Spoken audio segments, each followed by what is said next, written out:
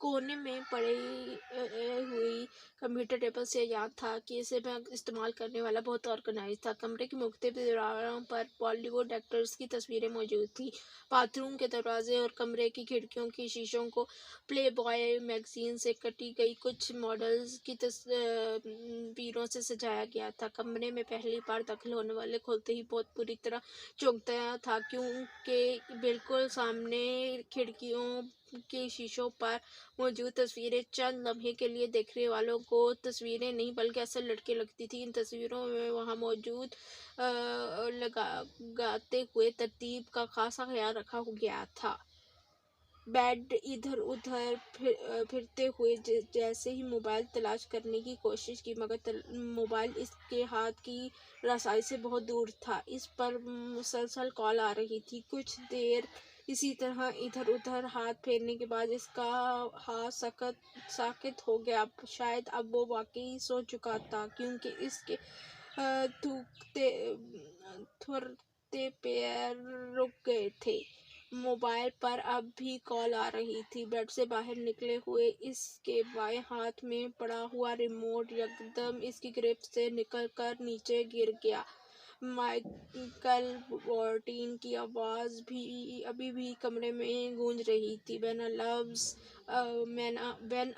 Main loves a woman". پھر یکدم کمرے کے دروازے پر کسی نے دستک دی، پھر دستک کی۔ یہ آواز بڑھتی گئی۔ موبائل کی کال ختم ہو چکی تھی۔ دروازے پر دستک دینے والے ہاتھ بڑھتے گئے۔ وہ بیڈ پر اونچے منہ بے حس حرکت پڑا ہوا تھا۔ "امیمہ، کیا تم واقعی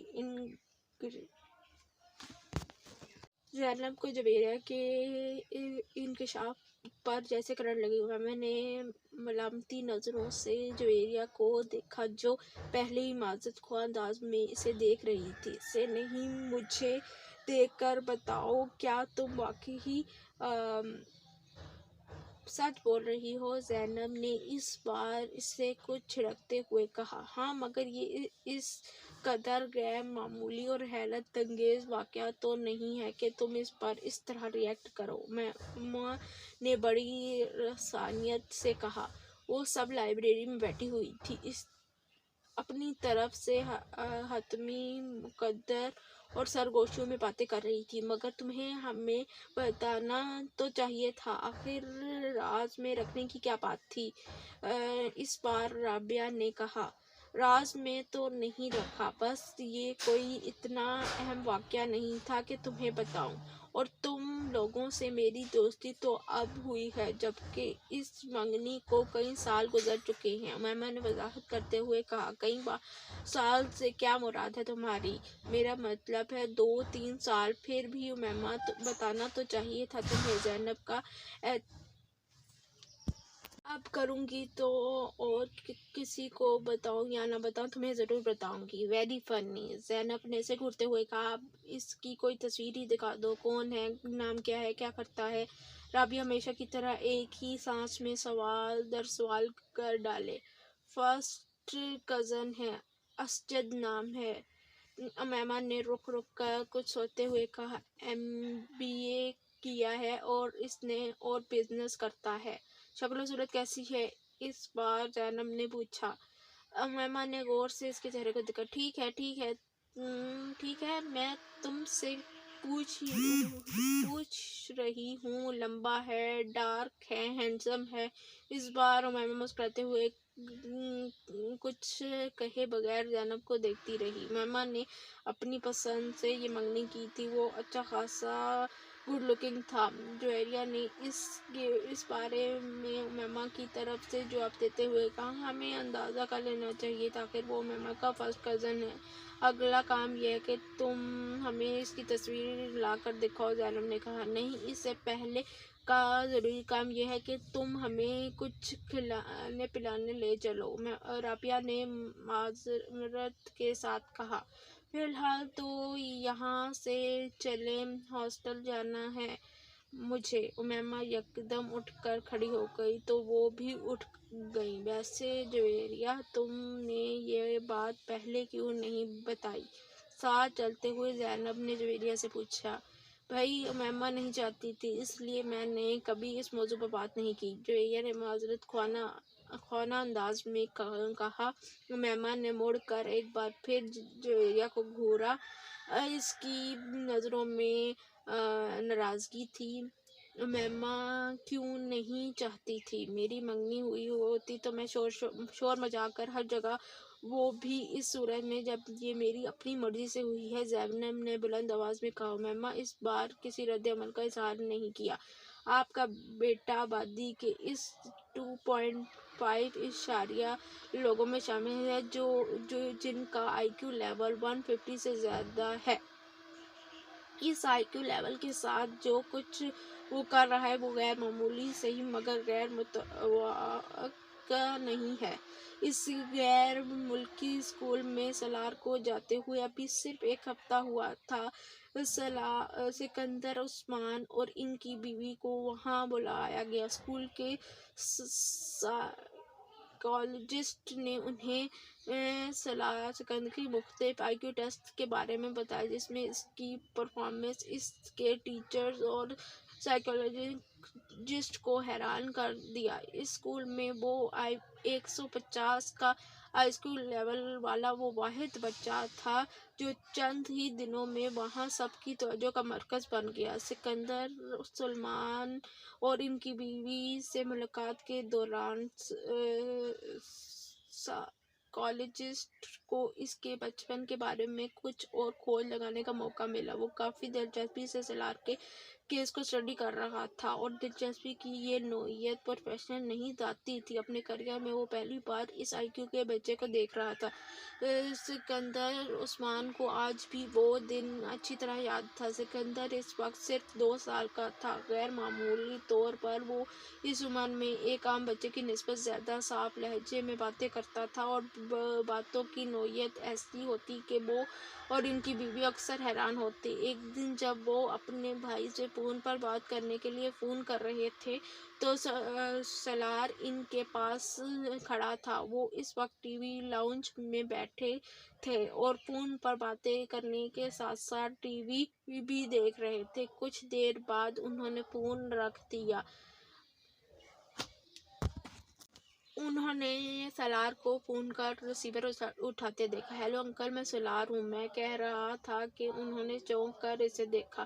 وہ اطمینان سے ریسیور کان سے لگائے کسی سے باتوں میں مصروف تھا۔ میں ٹھیک ہوں، آپ کیسے ہیں؟ سکندر نے حیرت سے اسے دیکھا۔ پہلے ان کے ذہن میں یہی آیا کہ وہ جھوٹ موٹ باتیں کر رہا ہے۔ پاپا میرے پاس بیٹھے ٹی وی دیکھ رہے ہیں۔ نہیں، انہوں نے نہیں کیا، میں نے خود کیا ہے۔ وہ اس کے اگلے جملے پر چونکے۔ سالار کس سے باتیں کر رہے ہو؟ سکندر نے پوچھا۔ انکل شاہنواز سے۔ سالار نے سکندر کو جواب دیا۔ انہوں نے ہاتھ بڑھا کر ریسیور اس سے لے لیا۔ ان کا خیال تھا کہ اس نے غلطی سے کوئی نمبر بلا دیا ہے۔ پھر لسٹ نمبر کو ڈائل کر دیا۔ انہوں نے کان سے ریسیور لگایا۔ دوسری طرف ان کے بھائی تھے۔ یہ سالار نے نمبر ڈائل کیا ہے، انہوں نے معذرت کرتے ہوئے اپنے بھائی سے کہا۔ سالار نے کیسے ڈائل کیا؟ وہ تو بہت چھوٹا تھا، ان کے بھائی نے دوسری طرف سے کچھ حیرانگی سے پوچھا۔ میرا خیال ہے اس نے آپ کا نمبر ری ڈائل کر دیا ہے، اتفاق سے ہاتھ لگ گیا ہوگا۔ ہاتھ مار رہا تھا سیٹ پر۔ انہوں نے فون بند کر دیا اور ریسیور نیچے رکھ دیا۔ سالار جو خاموشی کے ساتھ ان کی گفتگو سننے میں مصروف تھا، ریسیور نیچے رکھتے ہوئے اس نے ایک بار پھر ریسیور اٹھا لیا۔ اس بار سکندر عثمان اسے دیکھنے لگے۔ وہ بالکل کسی میچور آدمی کی طرح ایک بار پھر شاہنواز کا نمبر ڈائل کر رہا تھا، اور بڑی روانی کے ساتھ وہ ایک لمحے کے لیے دم بخور ہوئے۔ 2 سال کے بچے سے انہیں یہ توقع نہیں تھی۔ انہوں نے ہاتھ بڑھا کر کریڈل دبا دیا۔ سالار تمہیں شاہنواز کا نمبر معلوم ہے؟ انہوں نے حیرانگی اس جھٹکے سے سنبھلتے ہوئے کہا۔ ہاں، بڑے اطمینان سے جواب دیا۔ کیا نمبر ہے؟ اس نے بھی روانگی کے ساتھ وہ نمبر دہرایا۔ اس کا چہرہ دیکھنے لگے۔ انہیں اندازہ نہیں تھا کہ وہ گنتی کے اس نمبر کو کس طرح جانتا ہے۔ تمہیں یہ نمبر کس نے سکھایا؟ میں نے خود سیکھ لیا۔ کیسے؟ ابھی آپ نے ملایا، دازیلا نے ان کو دیکھتے ہوئے کہا۔ تمہیں گنتی آتی ہے؟ ہاں۔ کہاں تک؟ سناؤ۔ وہ مشین کی طرح شروع ہو گیا۔ ایک ہی سانس میں اس نے انہیں 100 تک گنتی سنا دی۔ سکندر عثمان کے پیٹ میں بل پڑنے لگے۔ اچھا، میں ایک اور نمبر ڈائل کرتا ہوں، میرے بعد تم اسے ڈائل کرنا، انہوں نے ریسیور اس سے لیتے ہوئے کہا۔ اچھا، سالار کو یہ سب ایک دلچسپ کھیل کی طرح لگا۔ سکندر سلمان نے ایک نمبر ملایا اور پھر فون بند کر دیا۔ سالار نے فوراً ریسیور ان سے پکڑا اور انہی کی روانگی کے ساتھ وہ نمبر ملایا۔ سکندر عثمان کا سر گھومنے لگا۔ وہ واقعی ہی وہی نمبر تھا جو انہوں نے ملایا تھا۔ انہوں نے یک بعد دیگرے کئی نمبر ملائے اور پھر سالار نے وہی نمبر دہرائے، وہ بھی کسی غلطی کیے بغیر۔ وہ یقیناً فوٹوگرافک میموری رکھتا تھا۔ انہوں نے اپنی بیوی کو بلایا۔ میں نے اسے گنتی نہیں سکھائی، میں نے تو بس کچھ دن پہلے سے چند کتابیں لا کر دی تھیں اور کل ایک بار ایسے ہی اس کے سامنے 100 تک گنتی پڑی تھی۔ انہوں نے سکندر سلمان کو حیرانی سے دیکھا۔ سکندر سلمان سالار کو ایک بار پھر گنتی سنانے کے لیے وہ سناتا گیا۔ ان کی بیوی بھی حیرانی سے دیکھتی رہی۔ دونوں میاں بیوی کو یہ اندازہ ہو گیا کہ ان کا بچہ ذہنی اعتبار سے غیر معمولی صلاحیتوں رکھتا ہے، اور یہی وجہ تھی کہ ان دونوں نے اپنے باقی بچوں کی نسبت اسے جلد ہی اسکول میں داخل کرا دیا، اور اسکول میں بھی وہ اپنی غیر معمولی صلاحیتوں کی وجہ سے بہت جلد ہی دوسروں کی نظروں میں آ گیا۔ اس بچے کو آپ کی خاص توجہ کی ضرورت ہے۔ عام بچوں کی نسبت ایسے بچے حساس ہوتے ہیں، اور اگر آپ کی اچھی تربیت کرنے میں کامیاب ہوگے تو یہ بچہ آپ کے اس خاندان کے لیے ایک سرمایہ ہوگا، نہ صرف خاندان کے لیے بلکہ آپ کے ملک کے لیے بھی۔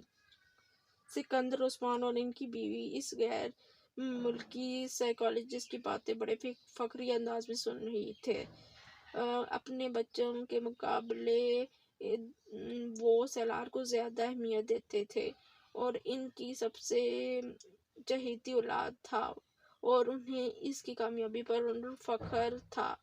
اسکول میں ایک ٹرم کے بعد اسے اگلی کلاس میں پروموٹ کر دیا گیا، اور دوسرے ٹرم کے بعد اس سے اگلی کلاس میں، اور اس وقت پہلی بار سکندر عثمان کو کچھ تشویش ہونے لگی۔ وہ نہیں چاہتے تھے کہ سالار 8-10 سال کی عمر میں ہی کیمبرج چلا جائے، جس رفتار سے وہ ایک کلاس سے دوسری کلاس میں جا رہا ہے۔ میں چاہتا ہوں آپ میرے بیٹے کو پورے 1 سال کے بعد ہی اگلی کلاس میں پروموٹ کریں۔ میں نہیں چاہتا کہ وہ اتنی جلدی اتنے اب نارمل طریقے سے اکیڈمک کیریئر ختم کر لے۔ آپ مگر اسے نارمل ہی پروموٹ کر دیں۔ ان کے اصرار پر سالار کو 2 بار 1 سال کے اندر ڈبل پروموشن نہیں دیا گیا۔ اس کے بعد اس کو سپورٹ کیا گیا اور دوسری چیزوں کے ذریعے انہیں دوسری چیزوں پہ سے لگایا گیا، جیسے شطرنج، ٹینس اور میوزک۔ وہ 4 شعبے تھے جن میں اسے سب سے زیادہ دلچسپی تھی، مگر اس کا یہ مطلب نہیں تھا کہ وہ خود کو صرف ان 4 چیزوں تک ہی محدود رکھتا تھا۔ وہ اسکول میں ہونے والی تقریب میں ہر گیم میں شرکت کرتا تھا، اور اگر کسی میں شرکت نہیں کرتا تھا تو اس کی وجہ صرف یہ ہوتی تھی کہ وہ گیم یا اسپورٹ اسے زیادہ دلچسپ نہیں لگتا تھا۔ جویریہ پروفیسر کے لیکچر نوٹ کر رہی تھی۔ میمہ نے جویریہ کو مخاطب کیا جو اس ایک کتاب کھولے بیٹھی ہوئی تھی۔ جویریہ نے ہاتھ بڑھا کر اپنی نوٹ بک سے تھمائی۔ میمہ نوٹ بک کھول کر صفحے پلٹانے لگی۔ جویریہ ایک بار پھر کتاب کے مطالعے میں مصروف ہو گئی۔ کچھ دیر بعد اچانک اسے جیسے ایک خیال آیا۔ اس نے مڑ کر اپنے بستر پر پڑی ہوئی میمہ کو دیکھا۔ تم نے لیکچر نوٹ کرنا کیوں بند کر دیا؟ اس نے میمہ کو مخاطب کیا۔ میمہ نے نوٹ بک سے نظریں مٹا کر اسے دیکھا۔ مجھے کچھ سمجھ میں نہیں آیا، میں نوٹ کروں؟ کیا مطلب؟ تمہیں پروفیسر کا لیکچر سمجھ میں نہیں آ رہا؟ جویریہ کو جیسے حیرت ہوئی۔ اتنا اچھا تو پڑھا رہے ہیں، میں نے کب کہا کہ برا پڑھاتے ہیں؟ بس مجھے۔ اس نے کچھ الجھے ہوئے لہجے میں بات ادھوری چھوڑ دی اور ایک بار پھر ہاتھ میں پکڑی نوٹ بک کو دیکھ رہی تھی۔ جویریہ نے اسے غور سے دیکھا۔ تم آج کل کچھ غائب دماغ ہوتی جا رہی ہو، ڈسٹرب ہو کسی وجہ سے؟ جویریہ نے اپنے سامنے رکھی کتاب بند کرتے ہوئے اسے بڑے ہمدردانہ لہجے میں بولا۔ ڈسٹرب؟ وہ گڑبڑائی۔ نہیں، ایسی کوئی بات نہیں ہے۔ تمہاری آنکھوں کے گرد حلقے بھی پڑے ہوئے ہیں۔ کل رات کو شاید 3:30 کا وقت ہے جب میری آنکھ کھلی۔ تم اس وقت بھی جاگ رہی تھی۔ میں پڑھ رہی تھی، اس نے بڑے اچھے لہجے میں کہا۔ نہیں، صرف کتاب اپنے سامنے رکھے بیٹھی ہوئی تھی، مگر کتاب پر نظر نہیں تھی تمہاری۔ جویریہ نے اس کا راز افشا کیا۔ تمہیں کوئی مسئلہ ہے تو بتاؤ۔ کیا مسئلہ ہو سکتا ہے مجھے؟ پھر تم اتنی چپ کیوں رہنے لگی ہو؟ جویریہ یہ اس کی ٹال مٹول سے متاثر ہوئے بغیر بولی۔ نہیں، میں کیوں چپ رہوں گی؟ میمہ نے مسکرانے کی کوشش کی۔ میں تو پہلے ہی کم بولتی تھی۔ صرف میں ہی نہیں، باقی سب کو تم پریشان لگ رہی ہے۔ جویریہ نے سنجیدگی سے کہا۔ کوئی بات نہیں ہے، صرف اسٹڈیز کی ٹینشن ہے۔ میں یقین نہیں کر سکتی، ہم بھی تمہارے ساتھ ہیں۔ تمہاری ہم سے زیادہ ٹینشن تو نہیں ہو سکتی؟ جویریہ نے سر سہلاتے ہوئے کہا۔ میمہ نے ایک گہرا سانس لیا اور وہ اب زچ ہو رہی تھی۔ تمہارے گھر میں تو خیریت ہے؟ ہاں، بالکل خیریت ہے۔ اسجد کے ساتھ تو کوئی جھگڑا نہیں ہوا؟ اسجد کے ساتھ جھگڑا کیوں ہوگا؟ میمہ نے اسی کے انداز میں پوچھا۔ پھر بھی اختلاف تو ایک بہت ہو جاتے ہوں گے۔ جویریہ کی اس بات کے درمیان ہی کاٹ دی اس نے۔ جب کہہ رہی ہوں کہ کوئی مسئلہ نہیں ہے تو تمہیں یقین کیوں نہیں ہو رہا؟ اتنے سالوں سے کوئی کسی بات ہے جو میں تم سے شیئر نہیں کرتی؟ پھر بھی آج اس طرح مجھے مجرم سمجھ کر تشویش کیوں کر رہی ہو؟ وہ اب خفا ہو رہی تھی۔ جویریہ گڑبڑا گئی۔ یقین کیوں نہیں کروں گی؟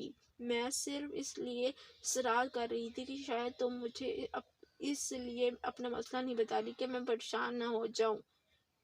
جویریہ کچھ نادم سی ہو کر اس کے پاس سے اٹھ کر واپس اسٹڈی ٹیبل کے سامنے جا بیٹھی۔ اس نے ایک بار پھر وہ کتاب کھولی جیسے وہ پہلے پڑھ رہی تھی۔ کافی دیر تک کتاب پڑھتے رہنے کے بعد اس نے ایک جرمائی لی اور گردن موڑ کر لاشعوری طور پر میمہ کو دیکھا۔ وہ دیوار سے ٹیک لگا اس کے نوٹ بک کھولے بیٹھی تھی، مگر اس کی نظریں نوٹ پر نہیں تھیں، وہ سامنے والی دیوار پر نظریں جمائے تھی۔ اس نے گاڑی نہر کے پل سے کچھ فاصلے پر کھڑی کر دی، پھر ڈگی سے ایک بوری اور رسی نکالی۔ وہ بوری کو گھسیٹتے ہوئے اس پل کی طرف بڑھاتا رہا۔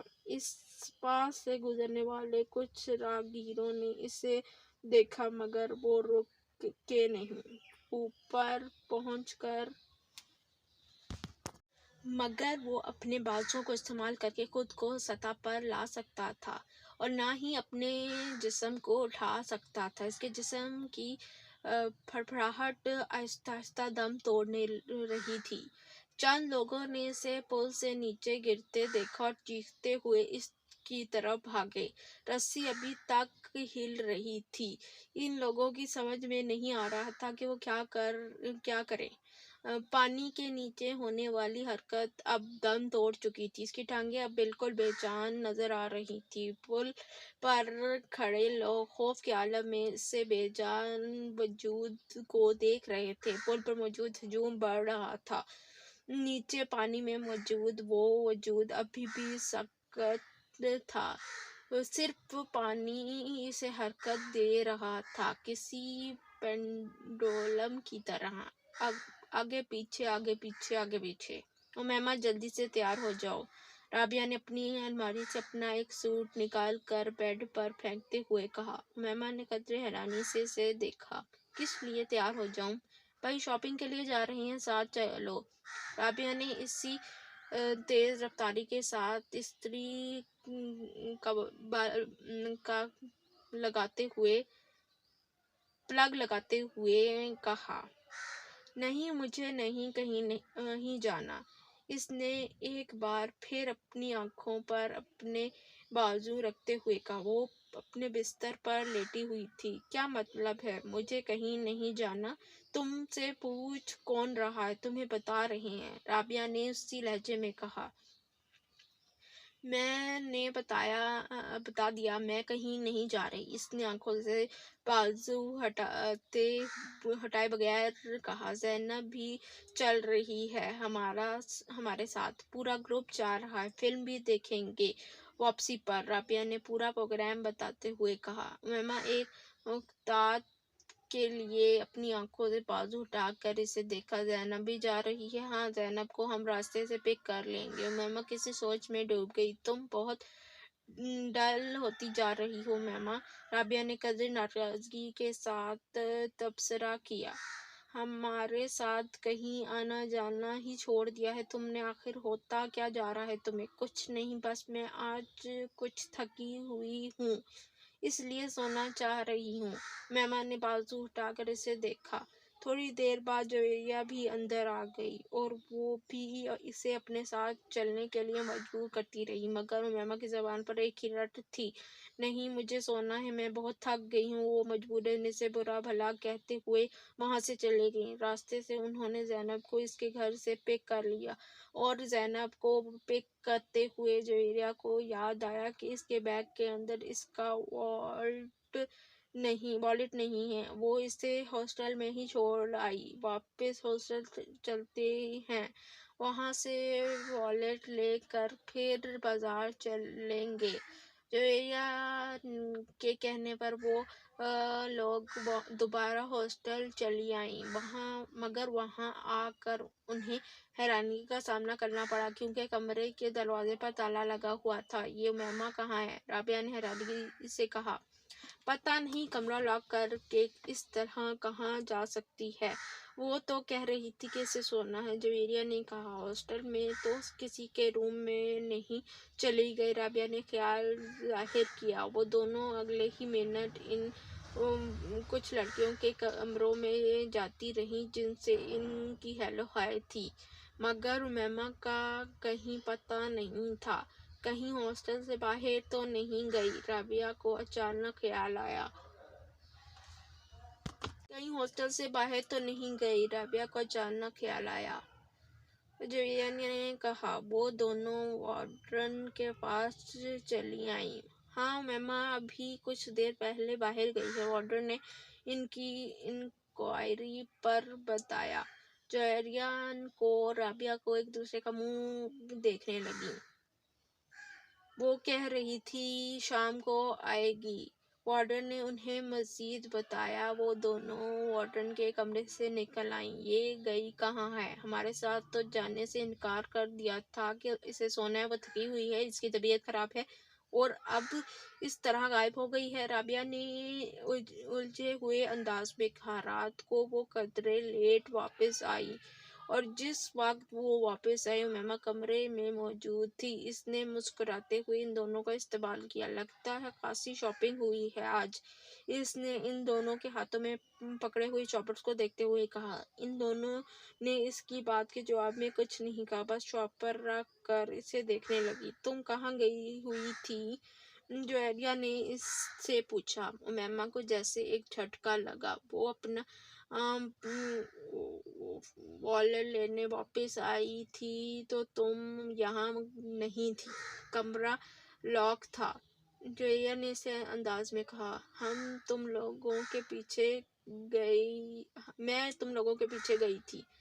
کیا مطلب؟ جویریہ نے کچھ نہ سمجھنے والے انداز میں کہا۔ تمہارے نکلنے کے بعد میرا ارادہ بدل گیا تھا۔ میں یہاں سے زینب کی طرف گئی کیونکہ تم لوگوں کو اسے پک کرنا تھا، مگر اس کے چوکیدار نے بتایا کہ تم لوگ پہلے ہی وہاں سے نکل گئے ہو۔ پھر میں وہاں سے واپس آ گئی، بس راستے میں کچھ کتابیں لیتی ہوئی آئی تھی۔ امیمہ نے کہا۔ دیکھا، تم سے پہلے کہا تھا کہ ہمارے ساتھ چلو، مگر اس وقت تم نے فوراً انکار کر دیا، بعد میں بے وقوفیوں کی طرح پیچھے چل پڑیں۔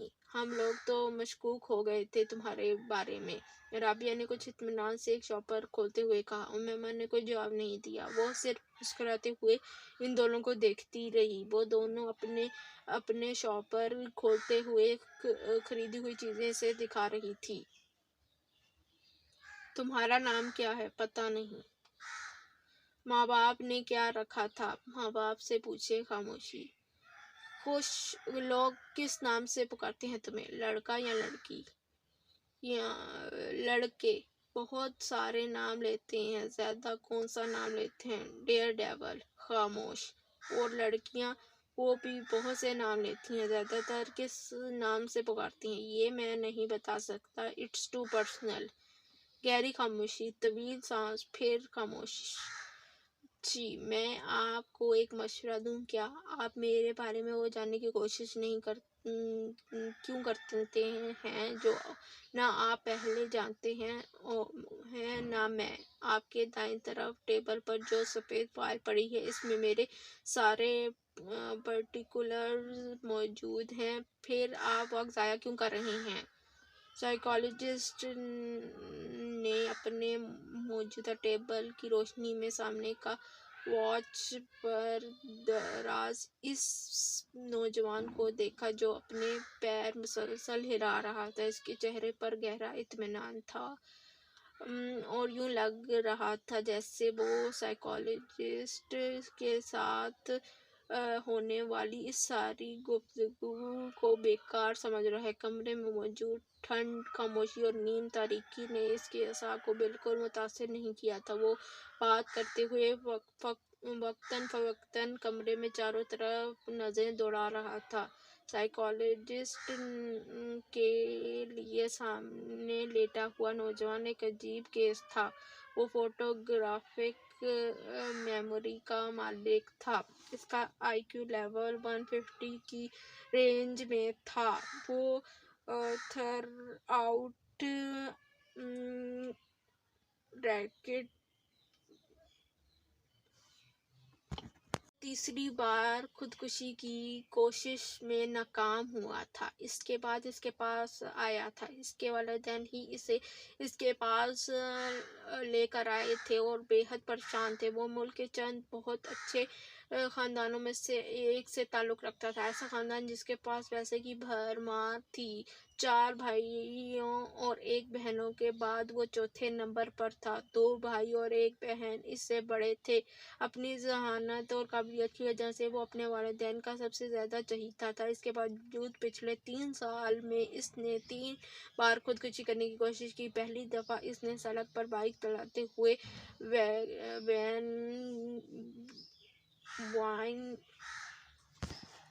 ملک کے چند بہت اچھے خاندانوں میں سے تعلق رکھتا تھا، جس کے پاس پیسے کی بھرمار تھی۔ 4 بھائیوں اور 1 بہن کے بعد وہ چوتھے نمبر پر تھا۔ 2 بھائی اور 1 بہن اس سے بڑے تھے۔ اپنی ذہانت اور قابلیت کی وجہ سے وہ اپنے والدین کا سب سے زیادہ چہیتا تھا۔ اس کے باوجود پچھلے 3 سال میں اس نے 3 مرتبہ خودکشی کرنے کی کوشش کی۔ پہلی دفعہ اس نے سڑک پر بائیک چلاتے ہوئے وین کی خلاف ورزی کی اور بائیک ہاتھ उठाए। इसके पीछे आने वाली ट्रैफिक कांस्टेबल ने ऐसे करते हुए इसे देखा था। कुछ किस्म सी गाड़ी से टकराने के बाद वो हवा में उछल कर एक दूसरी गाड़ी की छत पर गिरा और फिर जमीन पर गिरा। इसकी कुछ पसलियां, एक बाजू और एक टांग में फ्रैक्चर हुए। तब इसके वालिदैन का कांस्टेबल के इसरार के बावजूद इसे एक हादसा ही समझे। इसने अपने माँ बाप से यही कहा था कि वो गलती से वैन से हट गिर गया था। दूसरी बार पूरे 1 साल के बाद इसने लाहौर में खुद को बांध कर पानी में डुबाने की कोशिश की थी। एक बार फिर इसे बचा लिया गया। पुल पर खड़े लोगों ने इसे इसी रस्सी समेत बाहर खींच लिया था जिसके साथ बांध कर इसने खुद को नीचे गिराया हुआ था। इस बार इस बात की गवाही देने वालों की तादाद ज्यादा थी। इसने खुद को अपने पानी में गिराया था। इसके माँ बाप को एक बार फिर यकीन नहीं आया। सलार का बयान था कि कुछ लोगों ने इसकी गाड़ी को पुल के पास रोका और फिर इसे बांधकर पानी में फेंक दिया।